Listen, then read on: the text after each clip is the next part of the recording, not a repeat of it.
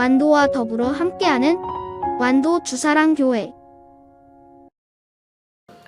오늘 우리에게 주신 하나님의 말씀은 요한복음 2장 1절에서 12절까지 말씀입니다. 요한복음 2장 1절에서 12절까지 우리 하나님 말씀 한 절씩 교독해서 읽겠습니다. 사흘째 되던 날 갈릴리 가나에 혼례가 있어 예수의 어머니도 거기 계시고 포도주가 떨어진지라 예수의 어머니가 예수에게 이르되 저들에게 포도주가 없다 하니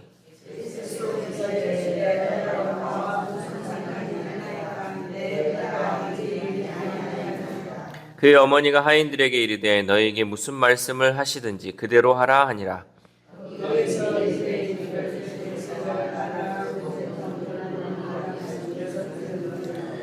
예수께서 그들에게 이르시되 항아리에 물을 채우라 하신즉 아기까지 채우니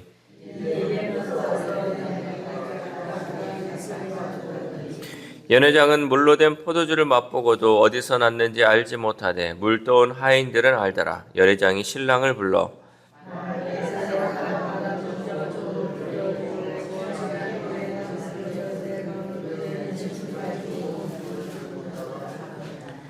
예수께서 이 첫 표적을 갈릴리 가나에서 행하여 그의 영광을 나타내심에 제자들이 그를 믿으니라.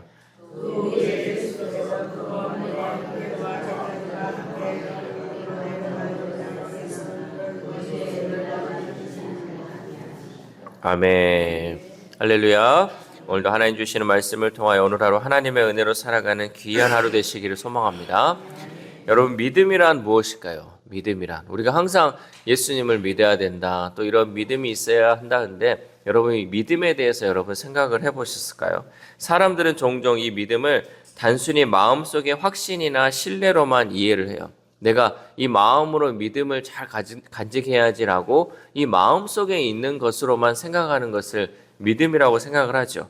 그러나 성경에서 말하는 믿음은 그 이상의 것이, 그러니까 마음속에 품었던 것 그 이상으로 있어야 되는데 믿음은 행동으로 나타나며 때로는 이성과 상식을 뛰어넘는 순종을 요구한다는 거죠. 그러니까 우리가 생각하는 것을 넘어서는 게 필요하다는 거예요. 그게 행동으로 나타나야지 결국 그게 믿음이 돼야 된다는 거죠.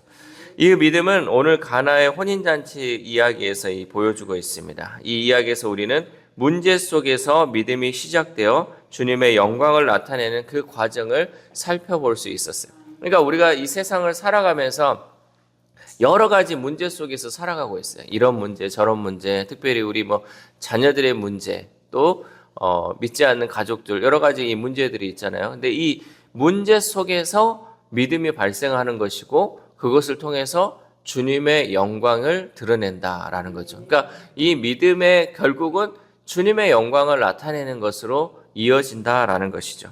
예수님과 예수님의 어머니 마리아 그리고 제자들이 함께 참석한 혼인잔치에 어떤 문제가 생겼냐면 포도주가 떨어지는 문제가 발생을 했습니다. 그래서 예수님의 어머니 이 마리아는 이 문제를 예수님께 알렸죠. 우리 3절 말씀 함께 읽겠습니다. 시작. 포도주가 떨어진지라 예수의 어머니가 예수에게 이르되 저들에게 포도주가 없다 하니. 아멘. 여러분, 포도주가 떨어졌는데 왜 예수님한테 얘기를 합니까? 포도주가 떨어졌으면 연회장한테 말을 하든지 신랑한테 얘기를 해서 지금 포도주가 떨어졌습니다, 그렇게 해야 되는데 지금 손님으로 간 예수의 어머니 마리아가 예수님한테 그 문제를 얘기하고 있었다는 거죠. 왜냐하면 예수님의 어머니 마리아는 그 문제를 예수님이 해결할 수 있다는 믿음이 있었다는 거예요. 여러분, 우리가 문제가 생겼을 때 이 문제를 해결할 수 있는 분한테 가지고 가야 되잖아요. 그렇죠? 우리가 경제적인 문제가 은행에서 지금 해야 되는 문제가 생겼어요. 그럼 어디로 가요? 은행을 찾아가서 지금 돈 문제를 해결해야 되잖아요. 거기에 가야지 해답이 있기 때문에 그쪽을 찾아가는 것처럼 우리 일상에서 우리 생활에서 어떤 문제가 발생을 했으면 이 문제는 누가 해결할 수 있다, 그 생각을 가지고 문제를 해결하기 위해 그분을 찾아가는 것처럼 마리아도 마찬가지로 이 모든 문제, 이거는 지금 신랑이 해결할 수 있는 문제도 아니고 연회장이 해결할 수 있는 문제가 아니기 때문에 예수님에게 그 문제를 가지고 갔다라는 거죠. 그래서 예수님을 향한 그 믿음이 그 문제를 예수님께 의뢰하는 행동으로 나아갔다는 거죠. 여러분, 그렇다면 이것을 보면 여러분에게 생기는 그 문제 누구에게 다 가져가야겠습니까? 바로 예수님에게 가져가야겠죠. 예수님께 문제를 아뢰고 예수님 이 해결을 어떻게 해야 됩니까? 라고 우리는 기도하며 그 믿음을 행동으로 나아갈 수 있어야 한다는 거죠. 우리에게도 이러한 믿음이 있기를 소망합니다. 나에게 어떤 문제가 발생하면 그 즉시 예수님을 찾으시기를 소망합니다. 여러분, 약을 먼저 찾지 말고요. 병원을 먼저 찾지 말고요. 은행을 먼저 찾지 말고요. 오히려 예수님을 먼저 찾아보시기 바랍니다. 예수님, 이렇게 어떻게 해야 될까요? 그러면 예수님께서 우리에게 지혜를 주시고요. 어떻게 해결해야 할지 우리에게 또 방법을 알려주실 줄 믿습니다. 그런데 예수님은 이 어머니의 요청을 거절했어요. 우리 4절 말씀 함께 읽겠습니다. 시작. 예수께서 이르시되 여자여 나와 무슨 상관이 있나이까 내 때가 아직 이르지 아니하였나이다. 아멘. 예수님은 예수님의 때가 아직 이르지 않았다면서 그 요청을 거절했어요. 여러분, 이 모습이 우리의 모습이라고 여러분 생각을 하시면 돼요. 내가 지금 문제가 있어가지고 이 문제를 빨리 해결해야 되는데 예수님께 아뢰었어요. 예수님께 기도를 했는데 예수님께서 응답이 없어요. 예수님께서 아직 때가 아니래요. 그러면 여러분 어떻게 해야 돼요? 기다려야 돼요. 때가 아니라는데 우리가 때가 아닌데도 계속 요청해가지고 이거 해결해 달라 그러면 그때 하나님의 영광이 나타나지 않는다는 거죠. 가장 적절한 때 예수님께서 가장 응답하기 좋은 그때에 응답해 주시고 또 해결해 주심을 통하여서 그 모든 것이 하나님의 영광을 드러낼 수 있게 해주신다는 거죠. 그럼 우리는 이 거절의 그 순간에 우리의 마음을 낙담하는 것이 아니라 또 우리 마음이 안 좋은 것이 아니라 기다릴 수 있어야 돼요. 그래서 예수님은 이 마리아가 그러한 가운데서도 하인들에게 이렇게 말을 하죠. 5절 말씀 시작. 그의 어머니가 하인들에게 이르되 너희에게 무슨 말씀을 하시든지 그대로 하라 하니라. 아멘. 마리아는 냉정해 보이는 그 예수님의 반응에도 낙담하지 않았다는 거죠. 여러분, 믿음은 흔들리지 않고 앞으로 나아가는 것이 중요합니다. 우리가 신앙생활 하다 보면요, 여러 가지 내가 시험에 들었네, 또 믿음이 왔다 갔다 하는 이런 경우가 많이 있는데 믿음은 흔들리지 않는 거예요. 흔들리지 않고 앞으로 나아가는 것이 바로 믿음이라는 거죠. 누가 이런 말을 했다고 또 누가 저런 말을 했다고 내 기도가 응답되지 않았다 하여서 흔들리지 않고 끝까지 인내하며 앞으로 나아갈 때 믿음의 역사가 이루어질 줄 믿습니다.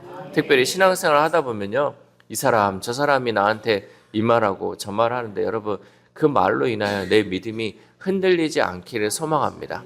이것이 중요해요. 이것을 끝까지 얼마나 잘 간직하고 가느냐에 따라서 믿음의 역사가 이루어진다는 거죠. 당장 눈앞에 해결되지 않고 당장 이 문제가 내 앞에서 해결되지 않는다 할지라도 여러분 끝까지 인내하는 것이 중요하다는 거죠. 이런 마리아의 믿음대로 예수님은 하인들에게 물을 채우라라고 명령하시죠. 우리 8절 말씀 함께 읽겠습니다. 시작. 예수께서 그들에게 이르시되 항아리에 물을 채우라 하신즉 아기까지 채우니. 아멘. 하인들은 정결 예식에 사용되는 이 돌 항아리 6개에 물을 가득 채웠습니다. 그리고 예수님의 지시대로 그것을 연회장에게 갖다 주었죠. 하인들은 예수님의 명령에 망설임 없이 순종하였습니다. 여러분, 우리에게 있어서 가장 중요한 것이 바로 이것이라는 거죠. 예수님의 말씀에 또 명령에 즉각적으로 망설이지 않고 순종하는 것이 필요하다는 거죠.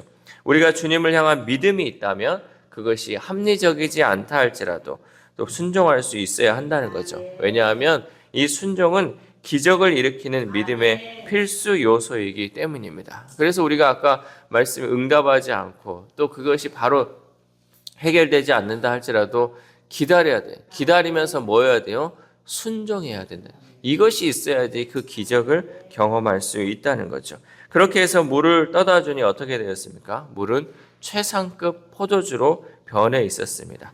연회장은 물로 된 포도주를 맛보고 어디서 났는지 알지 못했지만 물을 떠온 하인들은 알고 있었다라고 고백합니다. 우리 9절 말씀 함께 읽겠습니다. 시작. 연회장은 물로 된 포도주를 맛보고도 어디서 났는지 알지 못하되 물 떠온 하인들은 알더라. 연회장이 신랑을 불러. 아멘. 하인들은 자신들이 항아리에 채운 것이 포도주가 아니라 물이라는 것을 알았지만 주님의 말씀대로 순종했고 이제는 기적의 증인들이 되었다는 거죠. 순종하는 자들이 그 기적을 경험할 수 있고 그 기적의 증인이 될 수 있다는 것입니다. 돌 항아리의 그 물과 대조를 이루는 것은 최고의 포도주예요. 그러니까 돌 항아리의 물, 이 보잘데기 없고 쓸데없는 이 물이었지만 최상급의 포도주로 변하게 되었는데 이 최상급의 포도주가 결국은 예수님을 의미하고 있다라는 거죠. 손과 발을 씻는 데 쓰이는 이 허들의 물이 최상급 포도주로 바뀐 것처럼 예수 그리스도께서는 죄인의 인생에 본질적인 변화를 일으켜 줄 줄 믿습니다. 조금 더 나은 물이나 조금 더 깨끗한 물로 인생을 개선하는 것이 아니라 죽을 죄인을 하나님의 자녀로 바꾸어 주심을 믿으시기를 바랍니다. 온전한 변화, 완전한 변화를 통해서 하나님은 쓸데없는 우리를 쓸모 있는 사람 삶으로 변화시켜 주신다는 거죠.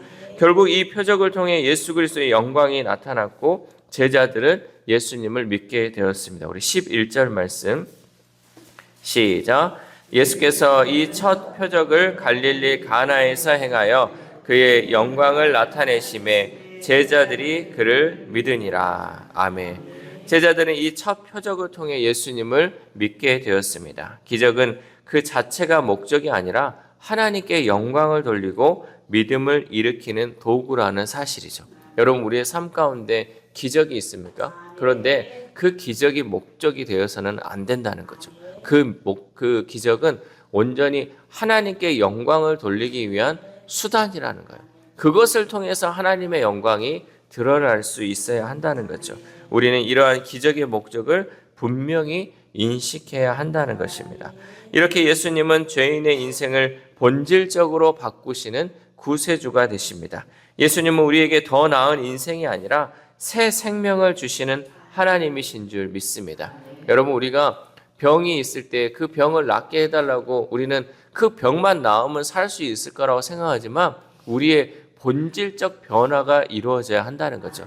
단순히 그 병이 나으면 어떻습니까? 다음에 또 다른 병이 우리에게 오면 똑같은 인생이에요. 그 병에 시달리는 건 똑같죠. 그러나 본질적 변화, 우리가 이제는 하나님의 자녀가 되었고 우리가 새 생명을 얻었다는 그 믿음의 변화를 통해서 우리는 하나님의 일꾼으로 쓰임 받을 때 온전한 변화가 이루어질 수 있다라는 거죠. 그래서 여러분, 단순히 그냥 작은 거 하나 이걸로 인하여 만족하는 것이 아니라 온전한 변화, 새 생명의 변화를 여러분 경험할 수 있기를 소망합니다. 하나님께서 우리를 만져주시고요, 우리를 붙들어 주시면 이러한 변화가 우리 가운데 있다는 거죠. 그러면 여러분 이런 변화가 있으면요, 세상을 보는 눈이 달라지고요, 세상을 살아가는 목적이 달라진다는 사실. 여러분, 지금은 우리가 뭐 다 잊어먹겠지만 여러분 처음 연애할 때 어떻습니까? 세상이 달라 보여요. 다 꽃길만 같고요, 다 너무너무 행복해 보이잖아요. 이것이 바로 그러한 사랑을 받았을 때 변화되는 것처럼 하나님께서는 우리가 이 땅에 똑같은 이 땅을 살아가지만 정말 우리가 하나님의 자녀로서 이 본질적 변화를 통해서 이제는 세상을 보는 것이 달라지고 하나님을 믿는 믿음을 통하여서 온전한 사람으로 살기를 원하고 계신다는 거죠. 특별히 사도 요한은 예수님이 행하신 이 많은 기적 중에서도 왜 이 사건을 가장 먼저 기록했을까요? 그 이유는 물처럼 아무런 맛도 냄새도 없는 우리 연약한 사람들이 예수님 안에서 포도주와 같이 참된 이스라엘로 변화될 수 있음을 말하고 싶었기 때문이에요. 정말 연약한 우리지만 예수님을 통해서 우리는 최상급의 포도주로 변할 수 있다라는 것을 말씀하고 있었다는 거죠. 죄인인 우리들은 예수님의 피로 세워진 줄 믿습니다. 하지만 여전히 연약한 약점들로 곤란한 일을 겪고 우리 스스로에게 실망하기도 하죠. 우리가 믿는다고 하지만 우리는 계속해서 연약하기 때문에 우리의 원래의 모습으로 보여질 때가 많이 있다는 거죠. 우리는 여전히 예수님의 향기를 드러내는 포도주가 아니라 죄의 고약한 냄새를 풍기는 모난 성품의 소유자일 수 있습니다. 우리의 현재의 모습이 그렇다는 거죠. 이런 부끄러운 모습에도 예수님은 우리를 사랑하신 줄 믿습니다. 우리는 너무나 연약해서요. 예수 그리스도의 향기를 전해야 되는데 여전히 나의 모난 성격과 나의 모난 말로 인해서 그 향기를 전하지 못할 때가 너무나도 많이 있다는 거죠.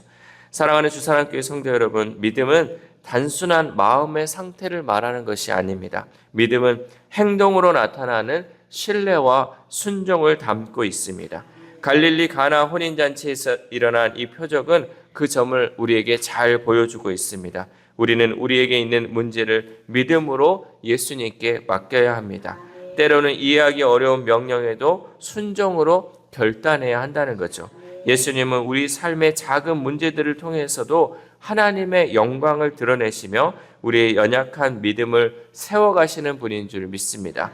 이 새벽 우리가 함께 기도할 때 하나님 우리에게 참 믿음을 주옵소서.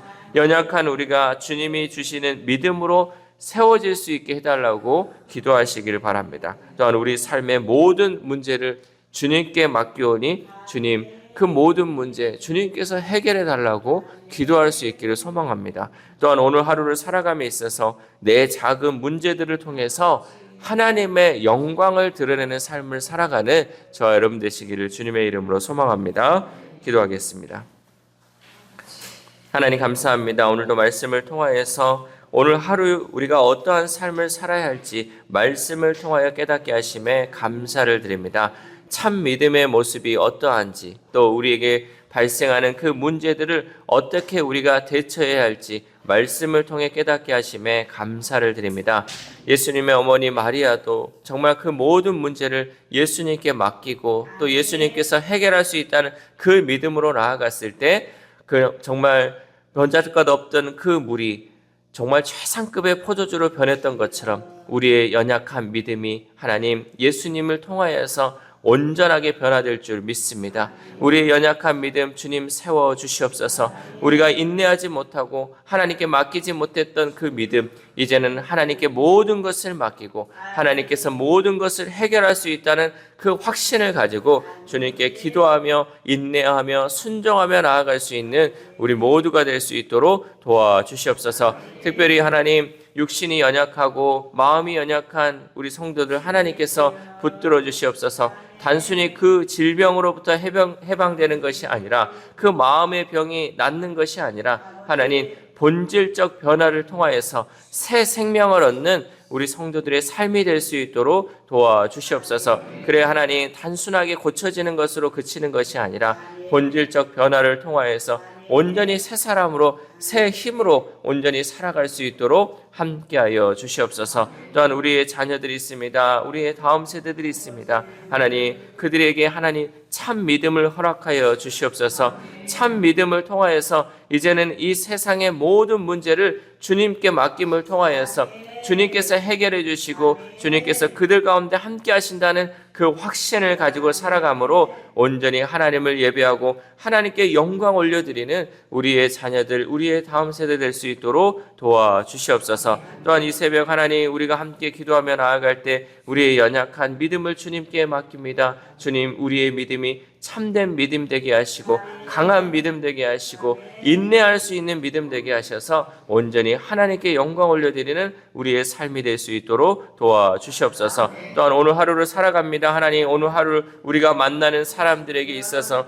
거룩한 주님의 그 보좌로 함께할 수 있게 도와주시고 우리가 정말 그리스도의 향기를 전하는 자로서의 삶을 살게 하셔서 내 모난 성품은 이제 사라지게 하시고 온전히 주님으로 통하여서 새 사람으로 많은 사람들에게 주님을 증거하는 귀한 하루 될 수 있도록 도와주시옵소서. 이 모든 말씀 우리를 구원하여 주신 예수 그리스도의 이름으로 기도드립니다. 아멘.